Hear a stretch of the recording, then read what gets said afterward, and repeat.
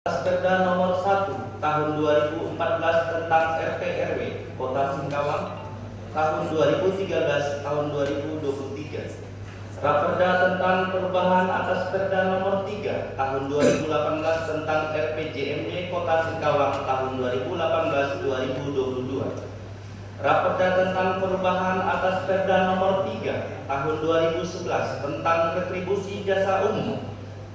Raperda tentang perubahan Perda nomor 2 tahun 2013 tentang retribusi jasa usaha dan Raperda tentang perubahan atas Perda nomor 3 tahun 2013 tentang retribusi jasa tertentu. Singkawang 12 Maret 2020. Adil Kak Kalino Bacuramin Kak Saruga Basengat Kak Jubata. Selamat siang dan salam damai sejahtera untuk kita semua. Yang kami hormati Saudara Ketua, Wakil Ketua, beserta seluruh anggota DPRD Kota Singkawang. Yang kami hormati Saudara Wakil Wali Kota Singkawang, Forum Komunikasi Pimpinan Daerah Kota Singkawang, Saudara Sekretaris Daerah Kota Singkawang, Saudara Sekretaris DPRD Kota Singkawang, para Kepala Dinas, Staf Ahli, Kepala Badan, Kepala Bagian, Instansi, Camat, dan Lurah sekota Singkawang, beserta dengan saudara-saudara rekan media, para undangan serta hadirin yang berbahagia. Mengawali sambutan ini kami dari fraksi Partai Nasdem mengaturkan rasa terima kasih puji syukur kepada Tuhan Yang Maha Esa atas kasih dan karunia dan anugerahnya, sehingga pada kesempatan yang berbahagia ini kita bersama-sama mengikuti sidang paripurna DPRD Kota Singkawang dengan agenda pemandangan umum fraksi-fraksi DPRD Kota Singkawang terhadap 5 Raperda Kota Singkawang. Terima kasih kepada saudara pimpinan rapat yang telah memberikan kesempatan kepada fraksi kami. Dan melalui kesempatan ini kami menyampaikan beberapa saran dan pendapat sebagai berikut. 1. Terhadap Raperda tentang perubahan RT RW. Fraksi Partai Nasdem berharap penentuan kawasan sesuai peruntukannya harus mampu mengakomodir kepentingan Kota Singkawang dalam membangun. Jangan sampai ke depannya ada bangunan-bangunan yang tidak sesuai sehingga berpotensi diperkarakan sesuai mekanisme hukum, serta jangan sampai perubahan RT RW mengorbankan kepentingan publik. Fraksi kami memandang revisi RT RW memang sudah selayaknya diadakan, tetapi jangan sampai revisi ini untuk mengamankan kebijakan-kebijakan yang tidak sesuai, karena sudah banyak bangunan yang tidak sesuai dengan peruntukannya. Di samping itu, wali kota dalam memberikan perizinan seharusnya mengacu dengan penataan kawasan sesuai aturan. Jangan ada persepsi memudahkan atau menyelesaikan masalah. Kita tidak mau ke depannya timbul permasalahan-permasalahan karena ada ketidaksinergitasan antara eksekutor dengan aturan-aturan yang dibuat.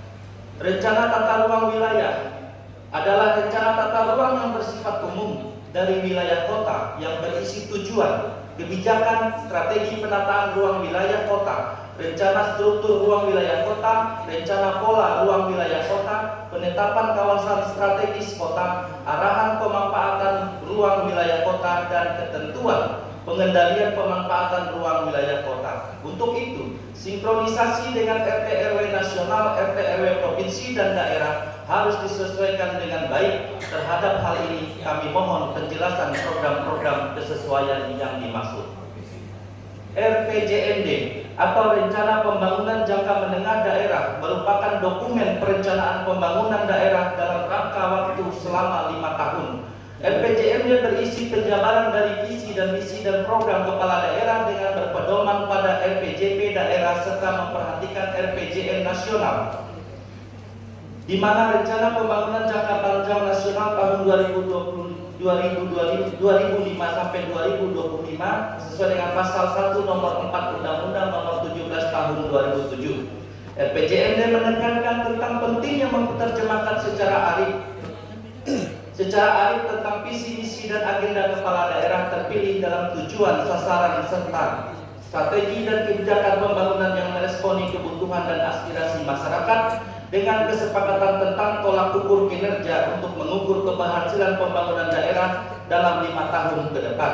mengacu pada Undang-Undang 25 2004, penyusunan RPJMD dan Perpres Nomor 18 Tahun 2020 tentang RPJMD perlu untuk memenuhi prinsip sebagai berikut. Strategi RPJMD harus erat kaitannya dengan proses penetapan ke arah mana daerah akan diarahkan pengembangannya dan apa yang hendak dicapai dalam 5 tahun mendatang.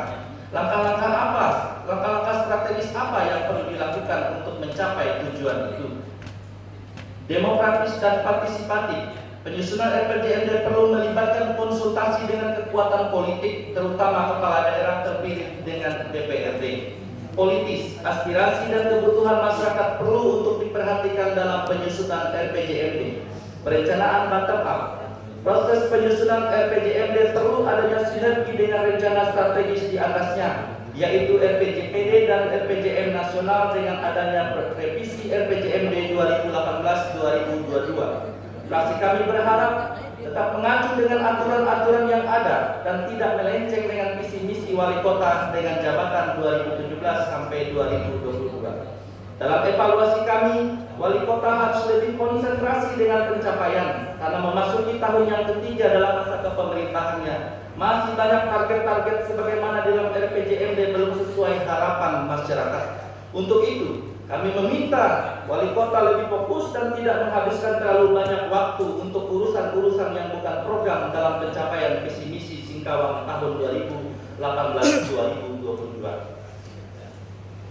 Terhadap 3 raperda tentang perubahan retribusi, fraksi Partai Nasdem mengharapkan raperda perubahan retribusi ini dapat meningkatkan pendapatan asli daerah. Namun di sisi lain, harus tetap memperhatikan kondisi dan kemampuan masyarakat serta kualitas layanan dari pemerintah daerah Kota Singkawang. Selain itu, diharapkan juga retribusi jasa usaha tidak terlalu memberatkan masyarakat sehingga saat diimplementasikan dapat terlaksana dengan baik.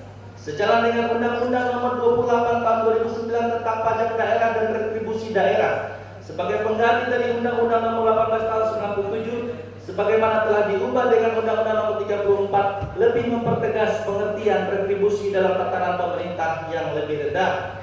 Di antaranya, retribusi daerah adalah pungutan daerah sebagai pembayaran atau jasa atau pemberian izin tertentu. Bapak Ibu sidang Dewan yang terhormat, dalam penyampaian ini kami juga menyampaikan beberapa hal mengenai retribusi. Yang pertama adalah retribusi pelayanan kesehatan. Objeknya, pada pelayanan kesehatan diutamakan kepada puskesmas, balai pengobatan dan tempat pelayanan kesehatan atau balai kesehatan lainnya yang dimiliki daerah tertentu. Retribusi pelayanan persampahan atau kebersihan. Objeknya, pengambilan dan atau pengumpulan sampah dari sumbernya ke tempat pembuangan sementara sampai ke pembuangan akhir dan penyediaan tempat pembuangan sampah. Retribusi penggantian biaya untuk cetak kartu tanda penduduk, kartu keluarga dan akte catatan sipil. Objeknya, KTP, kartu keterangan bertempat tinggal, kartu identitas keluarga, kartu identitas kerja, akte perkawinan, kartu identitas penduduk dan lainnya berhubungan dengan akte tanda kependudukan. Retribusi pelayanan pemakaman dan pengabuan mayat. Objeknya, pelayanan penguburan dan pemakaman, pembakaran pengabuan mayat dan sewa tempat pemakaman yang dimiliki ataupun dikelola oleh pemerintah. Masih banyak retribusi lainnya, di antaranya retribusi pelayanan parkir, retribusi pelayanan pasar, retribusi pengujian kendaraan bermotor, retribusi pemeriksaan alat pemadam kebakaran, penggantian biaya cetak peta dan lain-lain, serta retribusi pelayanan tera ulang. Sidang Dewan yang berbahagia, selain hal-hal tersebut di atas, ada beberapa yang perlu kami sampaikan sebagai berikut. Singkawang sebagai kota wisata, dari segi estetika, keindahan harus bisa memenuhi. Masyarakat tidak cukup diminta kesadarannya, tetapi pemerintah harus bisa menjalankan perda dengan baik, yaitu penegakan aturan beserta dengan sanksinya. Sangat miris kalau pembuangan sampah masih banyak terjadi bukan pada tempatnya, seperti tanah kosong depan STM Jalan Karya 2, daerah pemukiman Pasar Turi Dalam, sampah hasil produksi ruko-ruko maupun daerah pasar tidak berceceran tetapi diminta dimasukkan dalam plastik besar. Pembuangan di TPS-TPS yang masih semeraut seperti TPS Sakok, Jalan Tani arah Sapok, TPS Jalan Sama-Sama, TPS Jalan Belitung, sepanjang Jalan Tani ke sungai di belakang terminal induk dijadikan TPS, TPS depan pekuburan Jalan Bungkui, dan masih banyak lagi. Kami minta wali kota betul-betul memberikan perhatian lebih. Seharusnya sebagai kota wisata, keberadaan TPS-TPS tidak perlu ada lagi. Kalau pemerintah mampu membangun taman depan wali kota yang budgetnya sekian puluh miliar, berarti pembenahan sampah dan Singkawang bebas sampah, bebas TPS sampah bukanlah sebuah masalah. Pembenahan infrastruktur jalan yang merupakan misi dari Singkawang hebat, belum sepenuhnya sesuai dengan harapan masyarakat di tahun ketiga pemerintahan ini. Jalan yang masih berlubang-lubang dan rusak masih banyak ditemui, seperti di Jalan Sagatani, Sanggau Kulor, Jalan Kali Asin, Jalan Kopisan, Jalan Bungkui, Jalan Lirang Sejahtera, jalan di sejumlah Singkawang Utara yang menghubungkan hilir ke hulu, seperti Jalan Masjid dan lain-lain, dan sejumlah ruas Jalan Singkawang Timur yang merupakan ranahnya Singkawang. Kami minta supaya menjadi perhatian wali kota dan bisa direalisasikan untuk APBD yang akan datang. Penyaluran dana bansos yang masih kurang memperhatikan asas keadilan dan pemerataan yang proporsional kepada sejumlah agama yang ada di kota Singkawang. Kami minta untuk APBD selanjutnya bisa lebih baik dan lebih proporsional. Dalam hal eksekusi pekerjaan di lapangan diharapkan supaya dapat berkoordinasi dengan pihak setempat yang berkompeten, supaya pengerjaannya tepat sasaran dan benar-benar sesuai dengan usulan. Seperti contoh, pemasangan PJU beberapa waktu lalu, yang titiknya seharusnya di wilayah Kelurahan Sanggau Kulor, tapi pemasangannya di wilayah Kelurahan Pacintan. Begitu pula dengan hibah, hanya karena namanya sama-sama ada kulornya, hibah untuk Sanggau Kulor karena tanpa koordinasi OPD terkait menjadi hibah di Pasar Kulor yang notabene-nya masuk dalam wilayah Kelurahan Pacintan. Kami berharap ini tidak terjadi lagi di kemudian hari. Masyarakat sudah memenuhi kewajiban dengan membayar retribusi penerangan jalan umum, tapi masih banyak tempat masih kurang terlayani. Oleh sebab itu kami minta kepada wali kota untuk segera mengetahuinya. Tempat gelap sangat mengundang aksi kriminalitas. Singkawang sangat rawan dengan kebanjiran. Hujan setengah hari saja sudah banyak tempat yang tergenang, seperti sebagian Singkawang Utara arah hilir, sebagian di Singkawang Barat seperti Jalan Safyudin, Hermansyah dan sekitarnya, Jalan Pasar Baru dan sekitarnya, Jalan Sama-Sama dan sekitarnya. Untuk kami itu kami berharap dinas terkait, wali kota Singkawang untuk dapat menanganinya sehingga Singkawang bebas banjir lebih terarah dan terkonsentrasi. Sebagai kota kuliner, masih banyak tempat rumah makan dan restoran yang masih kurang memperhatikan kebersihan, terutama tempat toilet atau pembuangan yang bau dan kotor. Kami berharap wali kota ada solusi yang bisa diterapkan dalam waktu cepat untuk meminimalisir kritikan tamu-tamu yang datang ke kota Singkawang. Di samping itu, sejumlah rumah makan atau restoran masih belum membuat daftar harga makanan. Kami minta supaya segera juga dibenahi karena ini menyangkut image Singkawang sebagai kota wisata. Sidang paripurna yang terhormat, baju batik, baju bermotif cocok dipakai saat melayat. Selamat bekerja Pansus dan tim eksekutif, semoga hasilnya dapat bermanfaat. Nelayan melaut menangkap ikan dimasak dicampur santan. Demikianlah pandangan ini kami sampaikan. Jika ada kesalahan mohon kiranya dimaafkan. Terima kasih atas perhatian Bapak Ibu saudara sekalian. Saya akhiri. Adil Kak Kalino, Bacuramin, Kak Saruga, Basengat, Kak Jubata.